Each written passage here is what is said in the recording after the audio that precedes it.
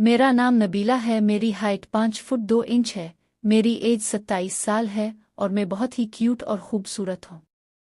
मेरा चेहरा फूलों की तरह हुसैन है। मेरी आंखों में मस्ती भरी है। मेरे गाल मोटे और भरे भरे हैं और मेरे होंठ रस भरे रसीले हैं। तो हुआ कुछ यूं था कि मैं इस वक्त तकरीबन 16 साल की थी जब हमारे मैट्रिक के इम्तिहान होने वाले थे। मैं कोई बहुत कमज़ोर स्टूडेंट तो ना थी पर कोई बहुत ज़हीन स्टूडेंट भी ना थी, जिस वजह से इम्तिहानात की तैयारी के लिए मुझे किसी न किसी से रहनुमाई की ज़रूरत थी। मेरी खाला का बेटा शहजाद बीए कर चुका था और वो हमारे घर से ज़्यादा दूर भी नहीं रहता था। मैंने अम्मा जान से कहा कि वो शहजाद से बात करें कि वो फारिग वक्त में मुझे पढ़ा दिया करें। इस तरह मुझे ट्यूशन के लिए ज़्यादा दूर नहीं जाना पड़ेगा, आने जाने की परेशानी भी नहीं होगी और वक्त भी ज़ाय नहीं होगा। अम्मा इसी दिन शहजाद से बात कर आई और उन्होंने मुझे बताया कि उन्होंने शहजाद से बात कर ली है और वो हर शाम 7 बजे से 9 बजे तक आया करेगा मुझे पढ़ाने। इस दिन ने जल्दी जल्दी तमाम काम निपटाए और अपनी किताबें लेकर ड्राइंग रूम में पढ़ने बैठ गई। तकरीबन 7:30 बजे होंगे जब शहजाद हमारे घर आए। शहजाद की उम्र इस वक्त 25 साल के करीब थी और काफ़ी वजीहा और हैंडसम शख्सियत के मालिक थे। उनका कद 6 फुट के करीब जबकि जिस्म मजबूत और तवाना था, क्लीन शेव के साथ। इस दिन पढ़ाई तो कोई खास ना हुई, अलबत्ता शहजाद ने अपनी बातों और चुटकुलों की मदद से मेरी जेजेका दूर कर दी। मैं अब काफ़ी रिलैक्स भी थी। यही वजह थी कि मैं शहजाद के चुटकुलों का जवाब भी चुटकुलों की सूरत ही दे रही थी। मेरा चंचलपिन बेदार हो चुका था। शहजाद ने थोड़ी सी मैथ की मश्क कराई और इंग्लिश से शुरू करने का कहकर घर के लिए उठे। अम्मा ने उन्हें रोक लिया कि चाय तो पीते जाएं। शहजाद भी चाय के लिए बैठ गए। चाय और थोड़ी गुपशप के बाद शहजाद कल शाम 7 बजे आने का कहकर घर चले गए। तकरीबन 2 हफ्तों तक मामलात ऐसे ही चलते रहे। वो वक्त के खासे पाबंद थे, वक्त पर आते और अपना काम वक्त पर ख़त्म करके चले जाते। उनकी शख्सियत जाजिब नज़र तो थी ही, उनके पढ़ाने और समझाने का अंदाज भी खूब था। यही वजह थी कि मैं शहजाद की गिरविदा हो चुकी थी और उनसे काफ़ी बेतकल्लुफ़ी भी हो चुकी थी। इस दिन शहजाद मुझे मैथ की मश्क करा रहे थे। जब अम्मा चाय ले आई, उन्होंने चाय मेज़ पर रखी और बोली कि चाय पहले पी लेना। ये कहकर वो वापस किचन में चली गई। मश्क खत्म हुई तो मैंने चाय की प्याली उठाकर शहजाद को देना चाही तो पता नहीं क्या हुआ कि मेरा हाथ कांप गया और सारी की सारी चाय शहजाद के ऊपर गिर गई, जिससे उनकी पतलून और शर्ट भीग गई। मेरे तो ओसान खता हो गए। दौड़ती हुई गई और तौलिया उठा लाई। मैं बार बार शहजाद को सॉरी बोल रही थी और साथ ही साथ उनकी शर्ट को तौलिए से खुश्क करने की कोशिश कर रही थी। अब जले तो नहीं? मैंने मुसलसल तौलिया रगड़ते हुए पूछा। चाय से तो नहीं जला, लेकिन अब तुम ज़रूर जला डालोगी। मैं उनके इस जुमले को बिल्कुल भी ना समझी और इसी तरह तौलिया से उनकी शर्ट को खुश्क करने में लगी रही।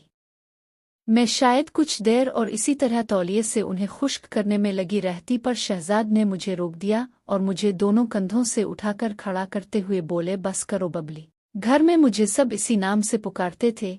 एवरीथिंग इज़ फाइन, तुम खामखा परेशान हो रही हो। मैंने वापस अपनी कुर्सी पर बैठकर किताब खोलना चाहा तो शहजाद ने कहा, आज का काम ख़त्म कल देखेंगे, मैं चलता हूँ क्योंकि इस हालत में मैं तुम्हें कुछ नहीं पढ़ा पाऊंगा। शहजाद अपनी किस हालत के बारे में कह रहे थे मुझे कुछ पता न चला।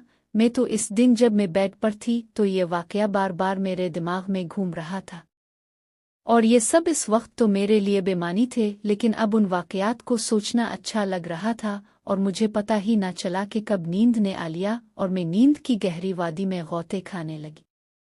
इस रात मैंने बारहा ख्वाब में शहजाद को देखा। कभी हम किसी नदी के किनारे बैठे बातें कर रहे होते, कभी किसी पार्क के कोने में किसी बेंच पर बैठे कुछ राज और नियाज की बातें कर रहे होते, कभी पहाड़ों जंगलों और सहराओं में तो कभी ठाठे मारते समंदर की लहरों से खेल रहे होते। गरज इस रात मैंने और शहजाद ने मिलकर दुनिया जहान की सैर की। मैं इस दिन बहुत गहरी नींद सोई। सुबह उठी तो मेरे ख्वाब का हर मंजर मेरे जहन में नक्श था। मैं बिस्तर से उठना ही नहीं चाह रही थी। मैं उन ख्वाबों की दुनिया से निकलना ही नहीं चाह रही थी। मुझे इल्म नहीं कि ऐसा क्यों था, पर जो भी था बहुत पुरलुत्फ था। दूसरी शाम जब शहजाद हमारे घर पहुंचे तो मैं इसी वक्त नहाकर निकली थी। मेरे बाल गीले थे और उनसे अभी तक पानी टपक रहा था। शहजाद की बार बार उठती हुई नज़र को मैं बखूबी नोटिस कर सकती थी। मैं तो शहजाद को ख्वाबों में बसा चुकी थी, लेकिन यहाँ लगता था कि शहजाद के मन में भी कोई बात चल रही है।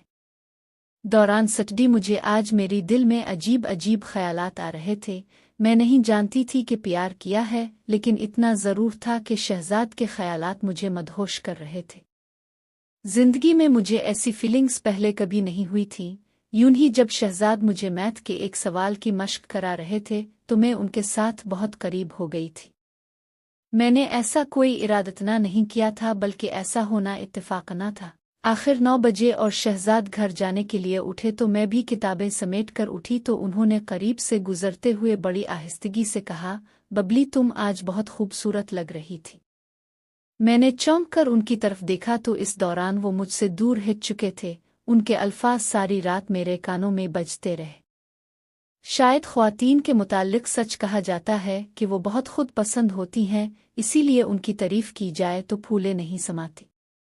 अगले दिन भी शहजाद वक्त पर ही आ गए। अभी हमने सटडी स्टोर ठीक की थी कि बिजली चली गई। मैं उठी कि मोमबत्ती जलाकर ले आओ, तो शहजाद ने मेरा हाथ पकड़ लिया और बोले, हमने कौन सा मोतियों से माला परोहनी है, ऐसे ही बैठ के बातें करते हैं, थोड़ी ही देर में बिजली तो आ ही जाएगी। तो मैं भी उधर ही बैठ गई और हम इधर उधर की बातें करने लगे। शहजाद ने मेरा हाथ ऐसे ही पकड़े रखा था, लेकिन मुझे अजीब लग रहा था। अगरचे शहजाद की मोहब्बत मुझ पर हावी हो चुकी थी और उनकी पर असर शख्सियत ने मुझ पर जादू सा कर दिया था, लेकिन मैं फौरी तवक्को नहीं कर रही थी।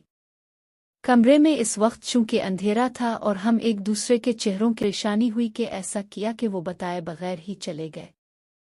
इसी वक्त अम्मा ड्राइंग रूम में आई तो उन्होंने बताया कि शहजाद कह रहा था कि इसके सर में दर्द हो रहा है और बिजली भी नहीं है, इसलिए वो घर जा रहा है। मैंने भी किताबें समेटें और अपने बेडरूम में चली आई। मेरी सोच का महवर बस शहजाद ही थे। इस रात भी मैं उन्हीं सोचों में गर्क सो गई। सुबह उठी तो शहजाद की ही याद में सारा दिन मसहूर होती रही। शाम होने से पहले ही मैं शाम का बेचैनी से इंतजार करने लगी। मैं देखना चाहती थी कि शहजाद आज कैसे बर्ताव करते हैं, लेकिन वक्त होने के बावजूद वो नहीं आए। मैं इंतजार करती रही, लेकिन मेरा इंतजार बस इंतजार ही रहा। वो 8 बजे तक नहीं आए तो मैंने अम्मा से कहा कि खैर हो शहजाद, पता नहीं आज क्यों नहीं आए। अम्मा ने कहा कोई और काम पड़ गया होगा, इसलिए नहीं आ सका होगा। मैंने कहा नहीं अम्मा, कल जब वो गए थे तो उनकी तबीयत ठीक नहीं थी, क्या पता वो अभी तक ठीक ना हुए हों। अब खाला को फ़ोन करके उनका पता तो कराए। अम्मा को भी जैसे कुछ याद आया तो उन्होंने खाला को फ़ोन लगाया। तब खाला ने बताया कि शहजाद तो कल से सख्त बुखार में तप रहा है। मुझे इल्म हुआ तो सख्त बेचैनी हुई। दिल चाहा कि अभी जाऊं और उसका बुखार खुद पे ले लूं, लेकिन मैं इस वक्त किया कर सकती थी। सुबह में अम्मा को साथ लेकर उनका पत्ता लेने खाला के घर गए तो देखा शहजाद वाकई बुखार की वजह से बिस्तर में पड़े थे। थोड़ी सी रस्मी बातचीत के बाद में इधर ही बैठ गई। खाला और अम्मा भी साथ बैठी अपनी बातों में मसरूफ हो गई। शहजाद सोचकर मैंने भी अम्मा की ताइद में कहा, खाला अगर आपकी सहेली इसी शहर में रहती है तो तब आप ज़रूर हो आएं। शहजाद की फिक्र ना करें, 2-3 घंटों तक हम उनकी तीमारदारी कर लेंगे। खाला और अम्मा दोनों को मैंने शादी में जाने पर आमादा कर लिया, अगरचे अम्मा जाना नहीं चाहती थी। उन दोनों के जाने के बाद में और शहजाद अब घर में अकेले थे। कोई 15 मिनट तक हम में कोई बात ना हुई। शहजाद वैसे ही आंखें मूंदे लेटे रहे। शायद वो मेरा इंतज़ार कर रहे थे कि मैं कोई बात शुरू करूंगी, लेकिन मैं तजब्जुब में रही कि बात शुरू कैसे करूं और कौन सी बात करूं। तन्हाई और खामोशी माहौल पर अजब परसरत थी। शहजाद ने मेरी तरफ करवट लेकर आंखें खोल दी। नबीला, तुमने मुझे जला डाला। उनकी आवाज़ मेरी समातों से टकराई। उनकी नज़रें मेरे चेहरे पर गड़ी थीं। तुम शायद समझ रही होगी कि मैं बुखार से तप रहा हूं, लेकिन ऐसा नहीं है। ये आग जिसमें मैं जल रहा हूं तुम्हारी ही प्यार में लगी हुई है। देखो जल रहा हूं ना मैं। ये कहते हुए उन्होंने मेरा हाथ अपने माथे पर लगा दिया। उनका माथा सच में अंगारे की तरह था। जी शहजाद, मेरे मुंह से बस इतना ही निकल पाया। शहजाद दीवानों की तरह मेरे हाथ को अपने चेहरे पर रख रहे थे, जैसे वो इस तरह सुकून पा रहे हों। सुकून तो मुझे भी हासिल हो रहा था, मोहब्बत तो मुझे भी हो गई थी।